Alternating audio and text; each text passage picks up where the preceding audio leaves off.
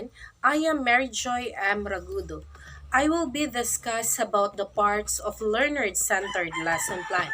So first, let us define what is learner-centered lesson plan. Student-centered learning, or SCL, is an approach that allows students to take ownership of their learning. Instead of sitting passively and listening as a teacher delivers instruction. In the student-centered learning, students create learning goals. In addition, the students engage with others, often by using technology to construct their learning and make it efficient to their goals. Based on this reflection, during this process, teachers facilitate learning by providing appropriate examples to support students' learning. This approach is motivating and engaging for students because it incorporates interaction with others, often through the use of technology, or likewise students are encouraged to pursue individual interests in learning preferences are considered in the learner-centered lesson plan. The roles of the students and teachers are the students construct their own knowledge while the teachers facilitate learning and scaffold information. In the context of lesson plan, you can use the SMART criteria to determine your lesson objective. First, the letter S. Is the objective specific? In this idea, use clear object, direct language to tell the learner exactly what he or she should learn and what he or she should be able to do after the training or the class. Next, M is the objective measurable. In this idea, the point of setting in learning objective is to determine if the learner can meet, perform, or satisfy. And you can only do that if the objective is something that you can measure. Next is letter E. Is the objective attainable by all students? Your learning objective must be something your learners have a chance to completing or satisfying. Make sure it will be achievable. Next is R. Is the objective relevant to your access to your class and students? This idea, your goal should align with the objective. It should be something the learner sees the value in learning. And last is I. Is the objective time-based to align with your syllabus? In this idea, set a realistic, ambitious, and for task preparation and motivation. Make sure your learning objective is something your learner will have used in a timely fashion, like tomorrow or next week instead of next year. For its objective, it's important to start with an action that relates to the students to be able to do after the lesson. According to the internet, here is the parts of detailed lesson plan, or the DLP, that you can be a part also for the learner-centered lesson plan, wherein the detailed lesson plan. It is already attached here, all the detailed lessons that a teacher will do and also the students. Parts of the detailed lesson plan, or the DLP, are: first is objective, in Filipino language, layunin. Second, content, in Filipino language, nilalaman. Third, procedure, in Filipino language, pamamaraan. Fourth is generalization, in Filipino language, paglalahat. Fifth is application, in Filipino language, paglalapat. Sixth is evaluation, in Filipino language, pagtataya. 7 is assignment, in Filipino language, takda. Always remember that in the part of the learner-centered lesson plan, always remember that the role of the students,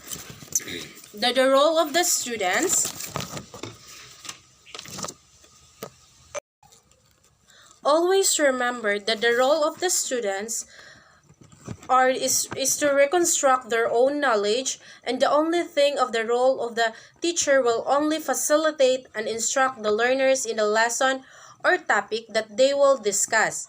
And according to the internet, here's some example of the lesson design, where in this lesson design, it contains the lesson stage in the time estimate of every stage parts in the referring in the lesson.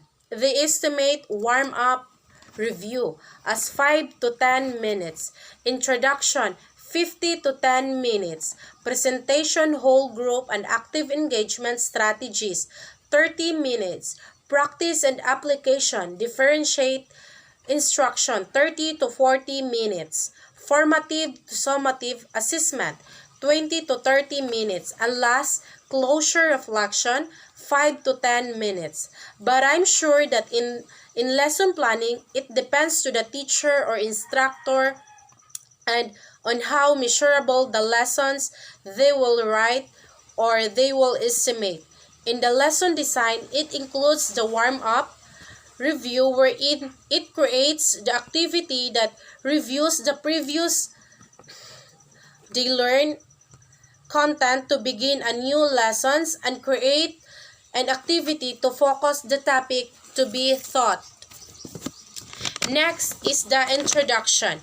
Create an activity to focus students' attention on the new lesson. Describe the purpose by saying and writing the objective from the part, or stating the objective of goals. The lesson describes the content and the benefits, exploring the objective to students or on lives. Assess students' knowledge of the new material by asking questions and writing the responses on that board. Next is presentation, whole group and active engagement strategies.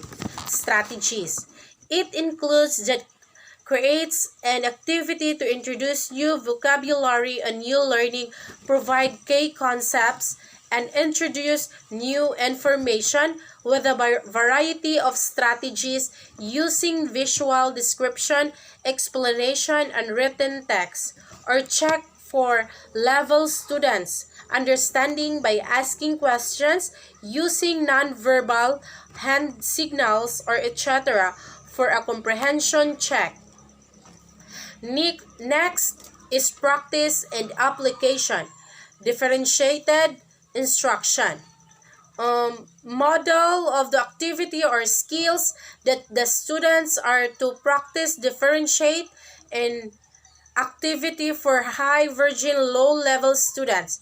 Monitor students' practice of moving around the room and provide images, feedback of the activities to the students to provide an activity that requires students to apply the learning beyond the lesson and connect their own lives. Provide an activity to transfer the skills to a new situations. A great help also to the parts of the learner-centered lesson plan, it will focus the students' reflection about the topic and application of the new learnings of their lives. Next is the formative summative assessment. Create an activity to assess each student's attainment of the objective and as using oral or written or applied for form as assessment. Create an activity that helps students reflect about the learning and or here strap here used to teach a lesson as a part of a learner-centered lesson plan.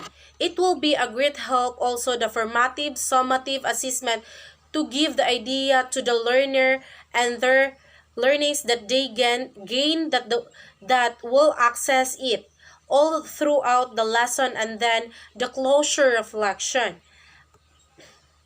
Ask question or create an activity for student to reflect on that they have learned and access the progress while achieving the instructional objective. Always remember that is the plan doesn't work as a teacher change the plan, but then discover the goal. Thank you, and that's all.